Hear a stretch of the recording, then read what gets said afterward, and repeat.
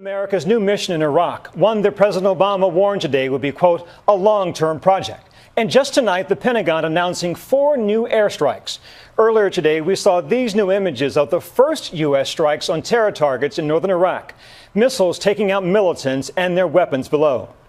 Meanwhile, parachuting to Earth from U.S. cargo planes, huge bundles of food and water, humanitarian aid for thousands of refugees trapped on a mountaintop. Today, those refugees were on the move again, looking to escape the violence and deprivation.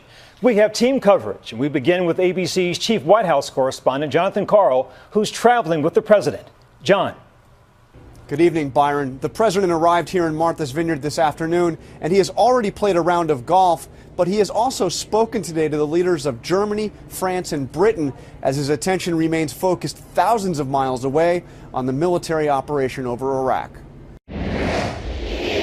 As 500-pound bombs dropped from F-18 fighter jets and missiles fired from U.S. Predator drones pummeled terrorist targets in northern Iraq, President Obama bluntly acknowledged today there is no clear end date on this military operation.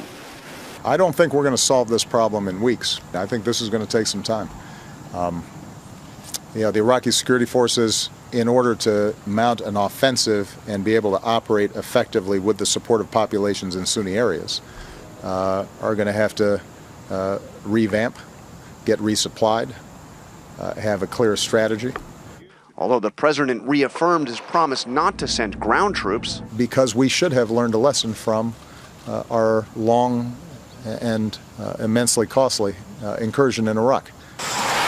He described a broader mission for U.S. airstrikes than he did just 2 days ago, when he said the sole objectives were to protect Americans, especially the 150 Americans serving in the northern Iraqi city of Erbil, and to prevent a genocide of a minority group surrounded on a mountaintop by the terrorist group known as ISIL. Today, he described something more.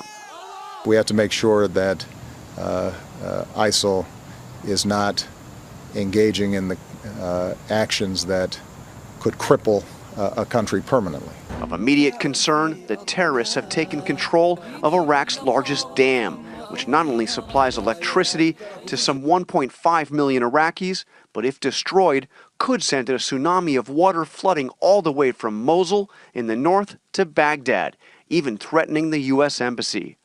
The president says he is keeping congressional leaders informed of military operations over Iraq, but Byron, he says he doesn't need to go back to Congress yet to ask for additional money for airstrikes.